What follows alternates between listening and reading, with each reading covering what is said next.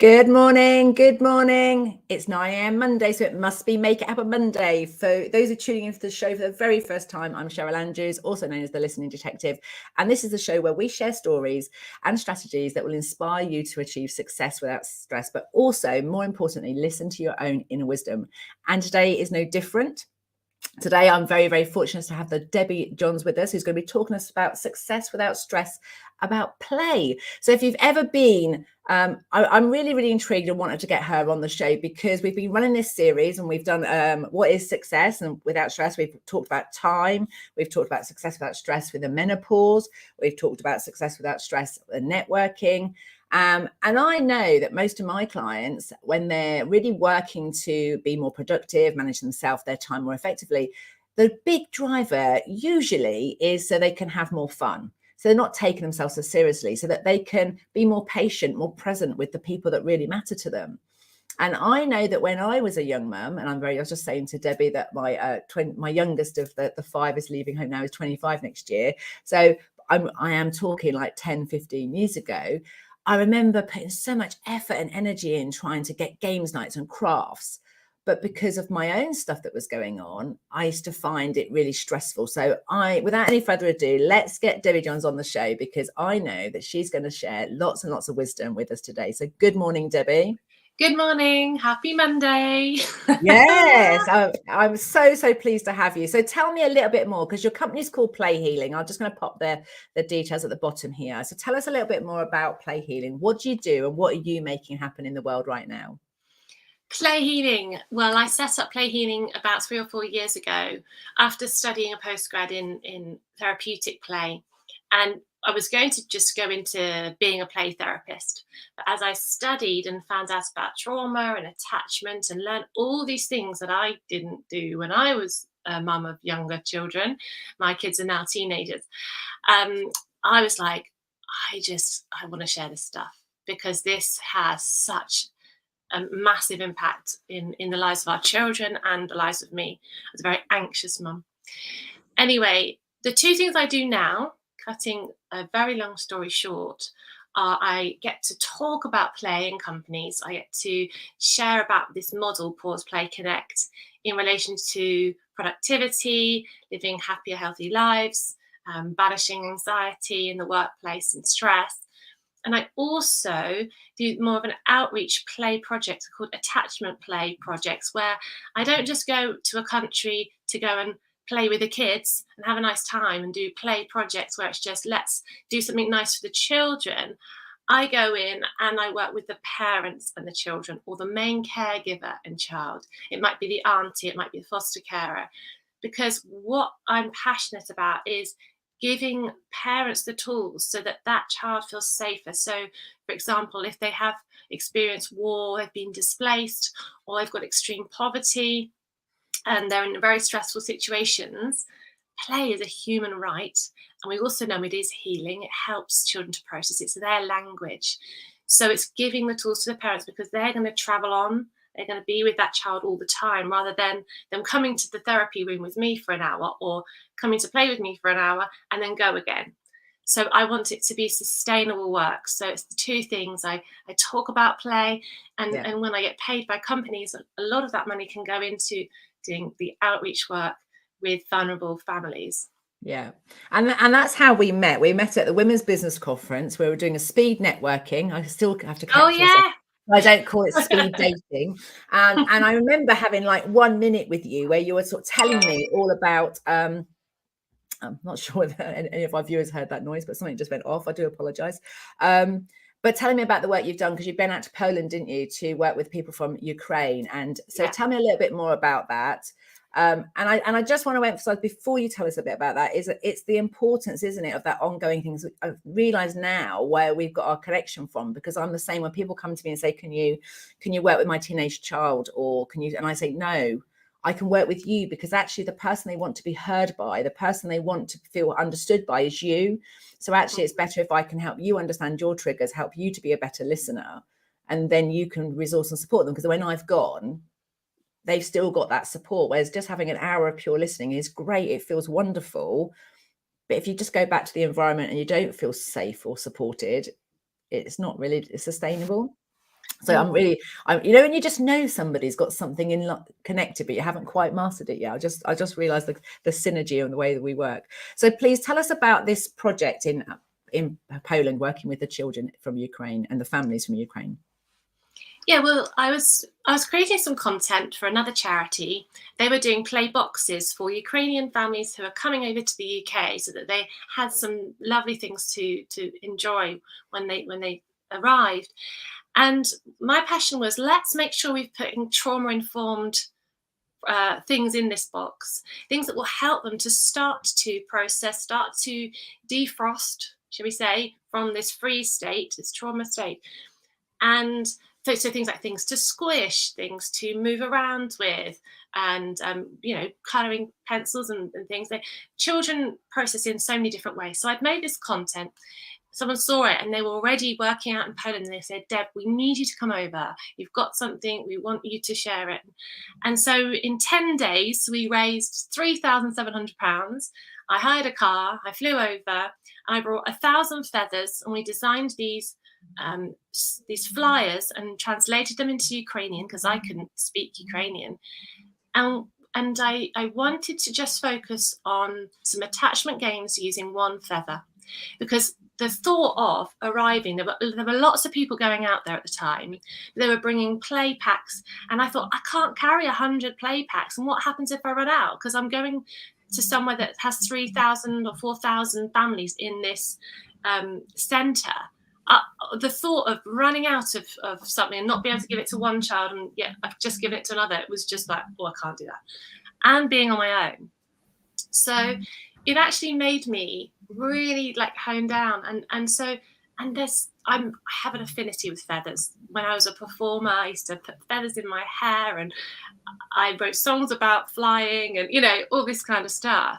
So it's like everything in my life had just come up to this point.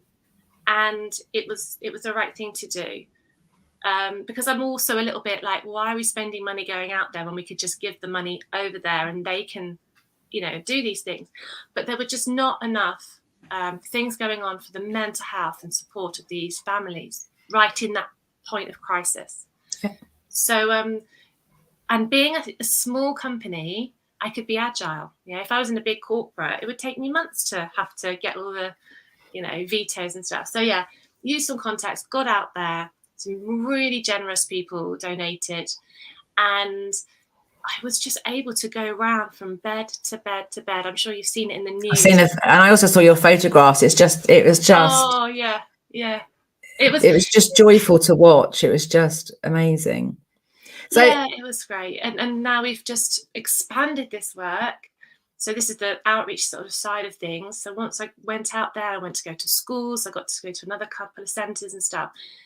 Starting to get this incredible evidence that this really does work, and this is something that really helps these families, makes them feel seen and noticed, and gives them some tools. That I created this online training, and then that's now started to be shared with people across Europe, and they're watching it, and then they're using those techniques as well with the family work that they're doing on the ground. Yeah. So that's just, isn't it amazing technology? Yeah, absolutely. And so I just want to rewind, and also just to clarify, we've got one person with us live. So good morning. If you want to just say hello in the comments, please let us know who you are. Just rewind to give a bit more of a visual representation here, because obviously you and I know, but Debbie had some feathers. And so you've got families, mums, parents, aunties, uncles, whatever, young children, and you're getting them to blow them and watch them. And the bit I want to pick up on that I'm particularly curious of, because there was beautiful photographs, and you said, you know, you went in from people that were in that sort of traumatic frozen state to, by the time they were leaving, they're blowing feathers and smiling and laughing. And you physically and physiologically see people change, don't you, when they de-stress, when they take the stress out of the situation, and have a moment of being in this moment, knowing in this moment they're safe. You know, it doesn't mean that they haven't not been safe and there isn't fear or concerns about the future, but it allows them to be in this moment, and their nervous system to just go, I'm okay now. But the bit I'm particularly interested in is allowing children to process. It's the movement and stuff that allows them to process. Because I'm seeing, and I'm just curious for your take on it, because I'm not a psychologist and I'm not a psychotherapist, but my experience is saying to me, we've got this increased awareness about mental health.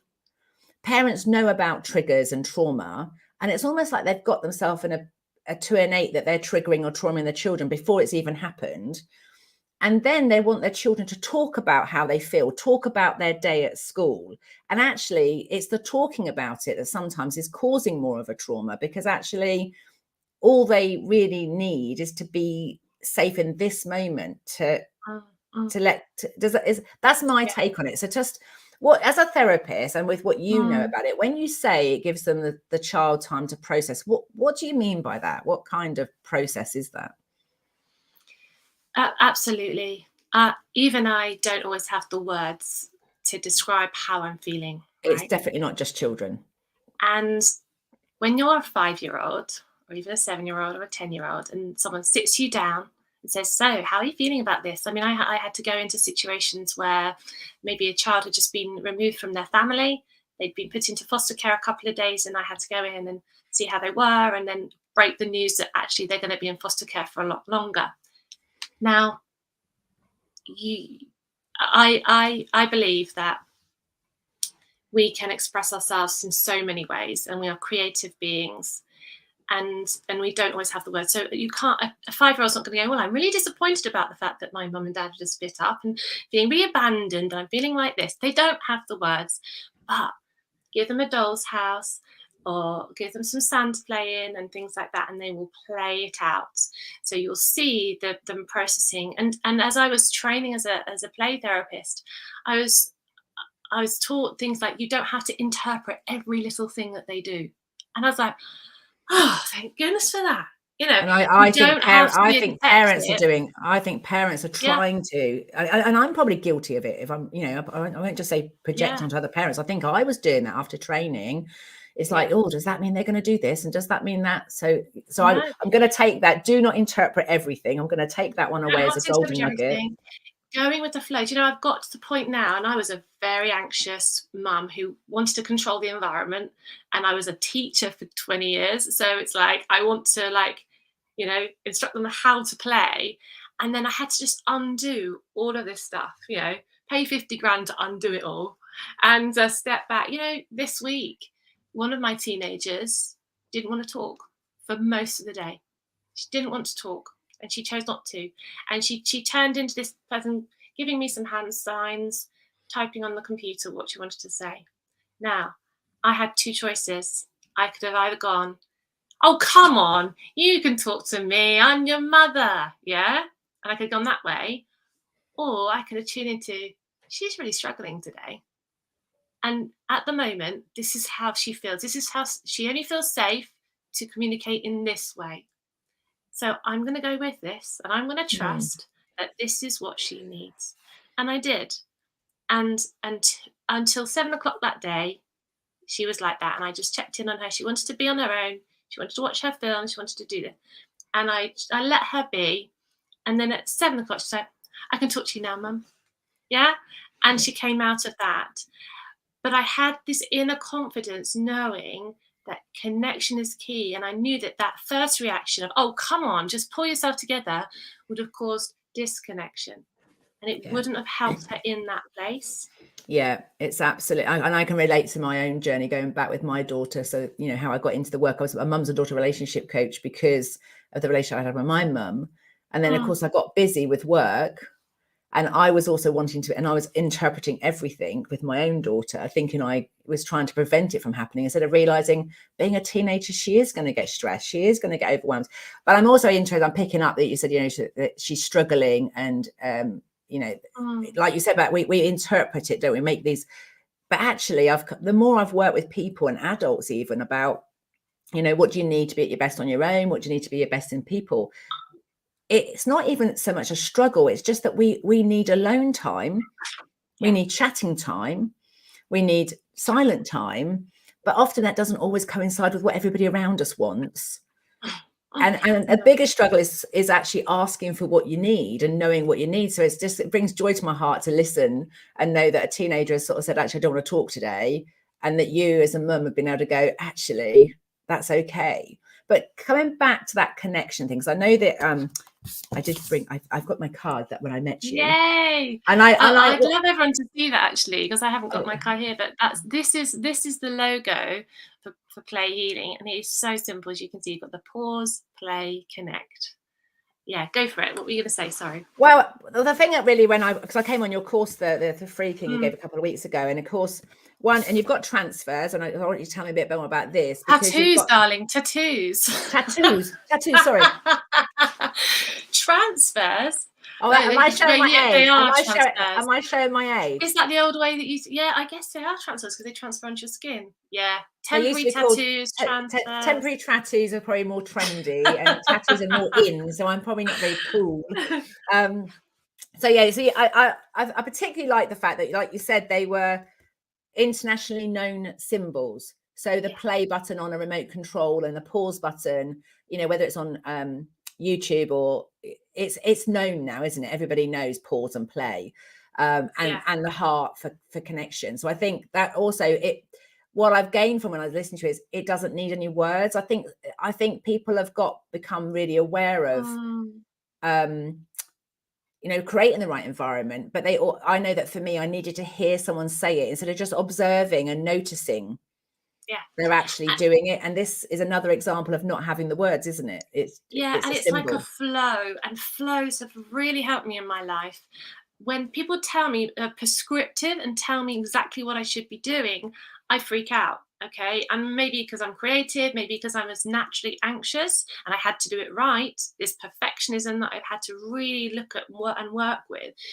But as a mum, a new mum, I had this book that told me I had to put the child to bed at 2 and then wake up at 3, and and I was like, oh, I'm not getting it right. Then I found another book that talked about this flow, this easy flow, the baby whisperer. Easy stand for E for eat, A for activity, S for sleep, Y for you time. And you just follow the flow.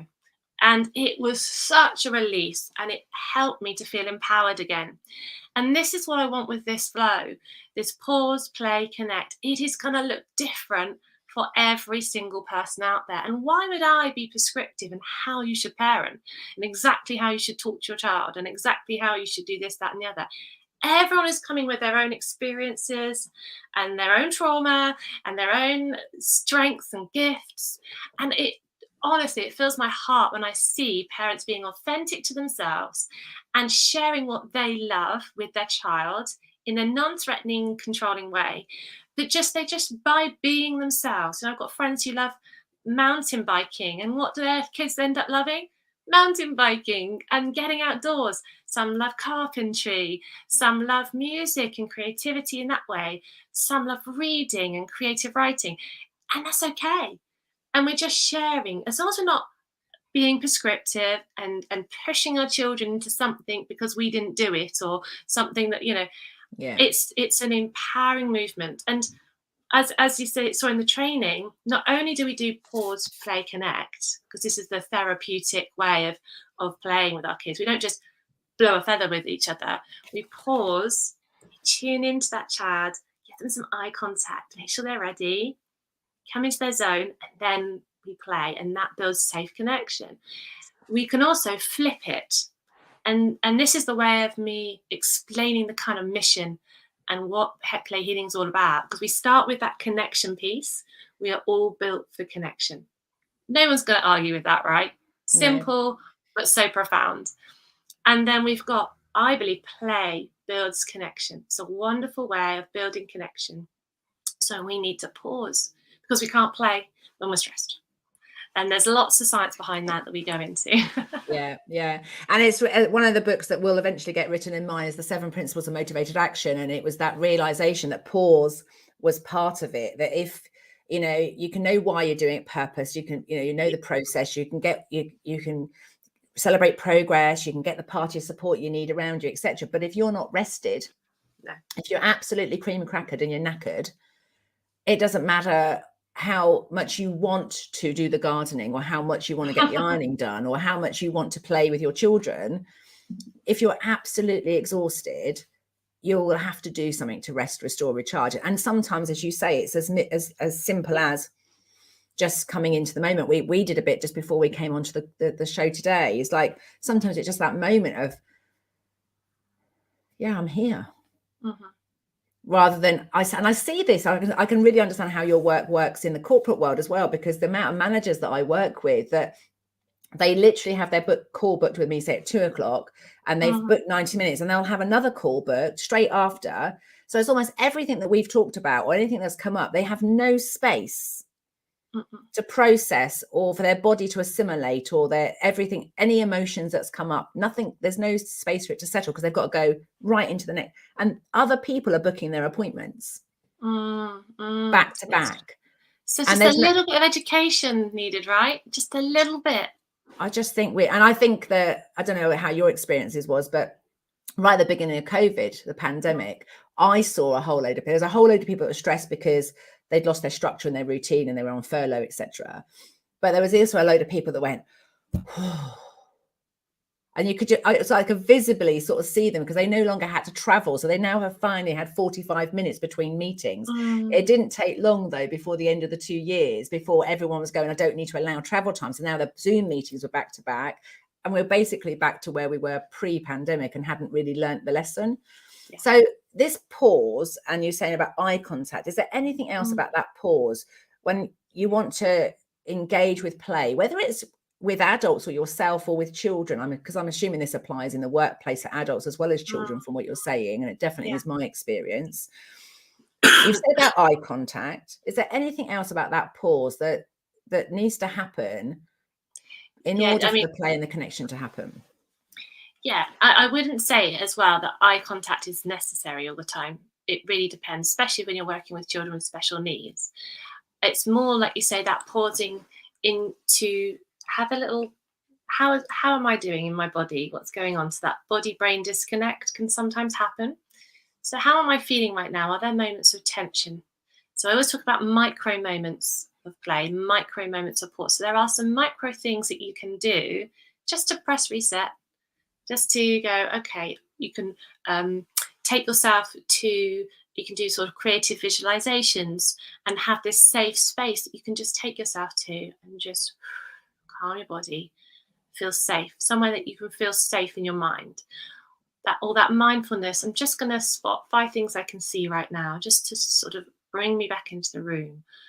Or some breath work. Now, there are so many different ways of breathing, and different ways, the Wim Hof style of breathing, and there's all sorts of ways. But to me, the heart, the research on the heart coherent breathing, which is very linked to the type of coaching that I offer, is tricking our bodies into feeling safe again by making sure our breath is even. We don't hold our breath. We just count in for 6 and out for 6, or in for 4 and out for 4, and do that about 5 times.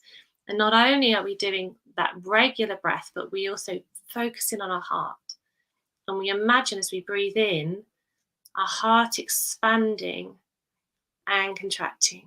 And that really helped me, because I'm someone who doesn't have a great lung capacity. I'm allergic to my environment, aka I have mild asthma. And so if I think about my lungs a lot, I was even a trained singer, but if I think about my lungs, I can start to panic. If I think about my heart and tune into that space, it really does help.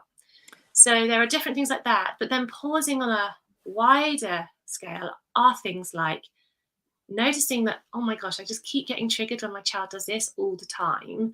I really want to change this, and I need some help. So it's going to a therapist, going to someone who's trained in that area, and helping you to process and helping you to get to that place of peace again, and feeling calm and being okay. And so pausing can be a stretch of a good few sessions doing that inner work.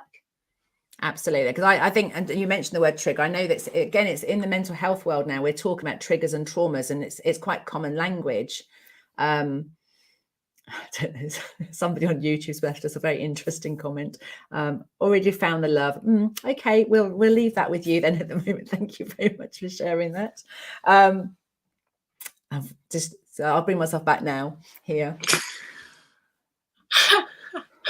I'm like staying out that one. Keep going. Yeah. Come on, ground yourself, woman. Come on. I would. I'm back here. But that's a really good thing, isn't it? That I think that the word I picked up on when you said is one, tricking yourself.